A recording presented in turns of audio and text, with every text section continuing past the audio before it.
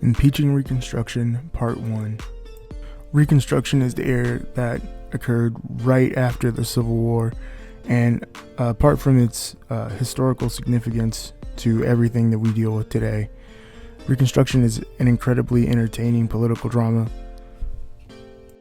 We've sat through 4 different tellings of Fern Gully, and we haven't had one sort of story that took from the narrative of Reconstruction and all the stuff that happened at that time. And I find that crazy, and it's almost like somebody's trying to hide that information from you.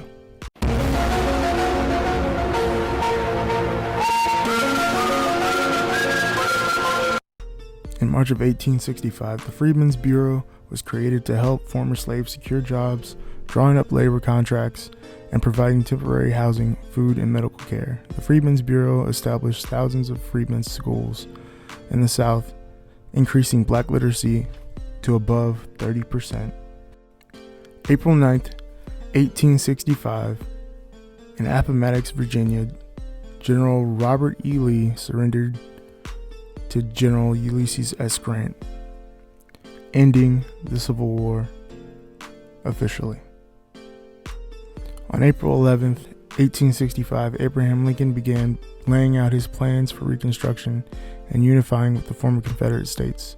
Lincoln's approach to Reconstruction was not to humiliate or oppress the defeated states, but to unify with the racist traitors that had fought to keep human beings in bondage.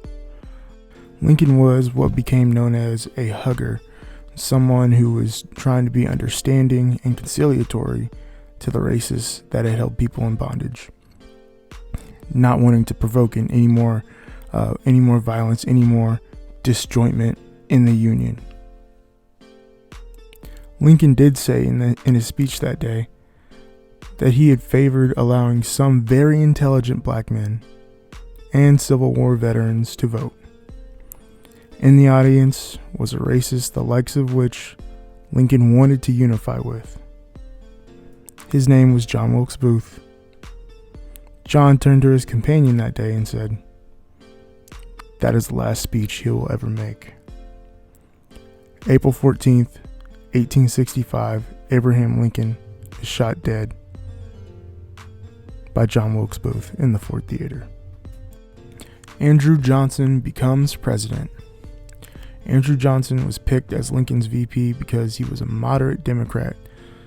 Lincoln tried to appeal to the Southerners by picking a Democrat from Tennessee. Johnson was no abolitionist, but he thought slavery was a disadvantage to the white worker too much.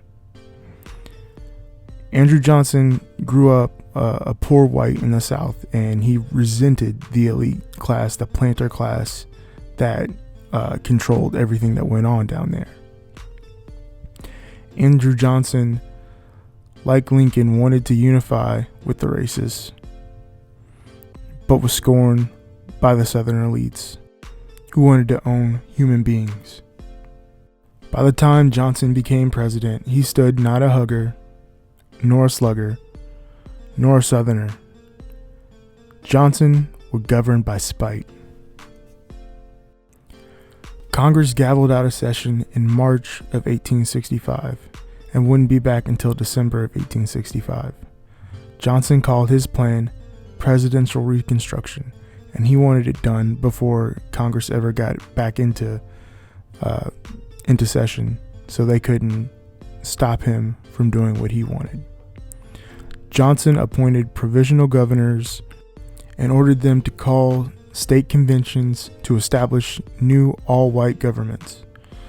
Johnson gave amnesty to former landowners that had accepted the end of slavery, but made the planter class, the elite class that had scorned him, he made them come to Washington themselves and kiss the rings. Landowners that owned property worth $20,000 or more before the Civil War were made to come to Washington, ask for an individual presidential pardon. This was a blow to black people, as the Freedmen's Bureau had set up thousands of freedmen's plots with contracts for them to become owners of the land The Bureau is where the phrase 40 acres and a mule comes from, as General Oliver Howard, head of the Freedmen's Bureau of federal land seized during the Civil War in 40-acre increments. In September of 1865, Johnson ordered Howard to restore almost all of the land in the hands of the Freedmen's Bureau back to the racist human traffickers Johnson had pardoned.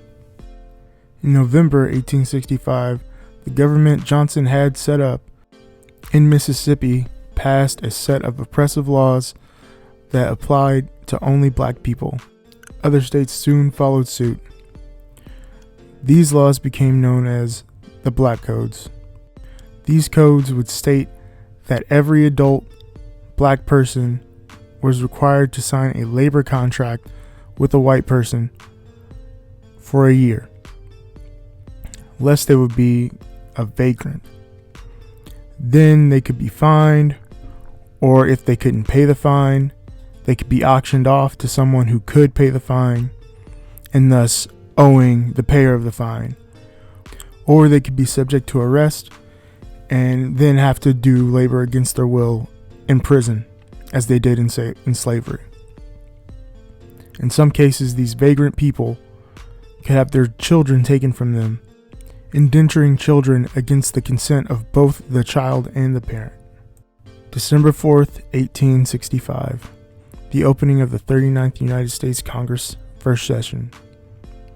Members of the former Confederacy wait to take their seats, as Andrew Johnson had declared that the former Confederate states had met his terms to reunify.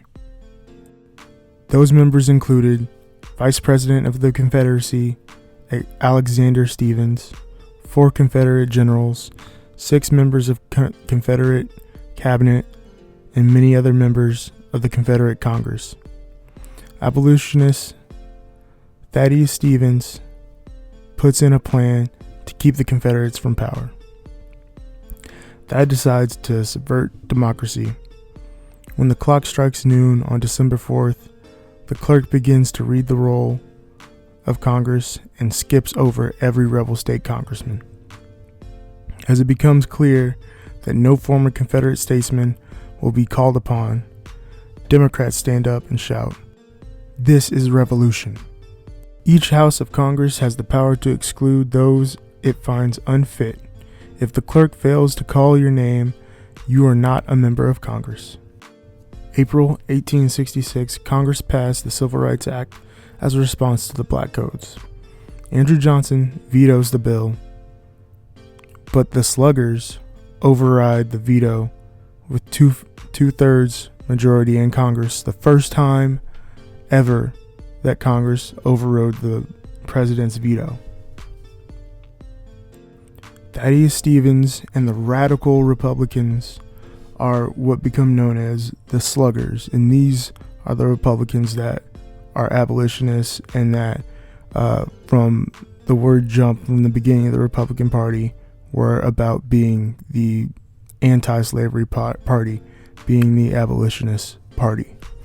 And they saw that the war was fought and we won, and so now we have the power, we have the ability to tell these states how they're going to come back, what they're going to do, and we're not going to treat freedmen any old way. We're not going to treat them the same way we did when they were slaves in the South.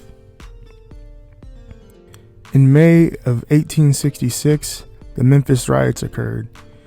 It took 3 days for the military to regain control of Memphis. Every black church and every black school was burned down.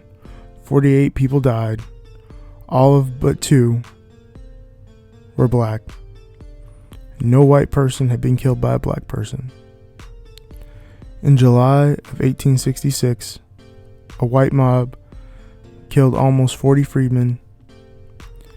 These wanton acts of violence enraged Northerners, who viewed these acts as a middle finger to the Union soldiers and the idea of unity, causing Northerners to view civil rights to be a fight of ideological pride and not a fight for morality, nor equitable or humane treatment of freedmen.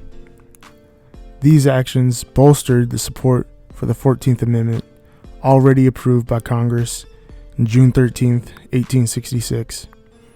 An amendment Southern white governments Andrew Johnson appointed wouldn't ratify, aside from Tennessee. In the midterms of 1866, the Republicans gained huge majorities in the House and the Senate because, aside from Tennessee, all the rebel states remained out of the Union, having no say in federal elections. In the spring of 1867, the Sluggers introduced what became known as military Reconstruction, a military occupation of the rebel states aside from Tennessee. Military Reconstruction split the Confederacy into 5 districts. District 1, Virginia. District 2, the Carolinas. District 3, Georgia, Florida, and Alabama. District 4, Arkansas and Mississippi. District 5, Texas and Louisiana. Each district was to be overseen by a United States general. Congress laid out strict new terms to the rebel states for re-entry into the Union. Each state would have to adopt a new constitution, give black men the right to vote, elect new state governments, and ratify the 14th Amendment. This concludes part 1 of Reconstruction. Make sure you stay tuned for part 2, like and subscribe.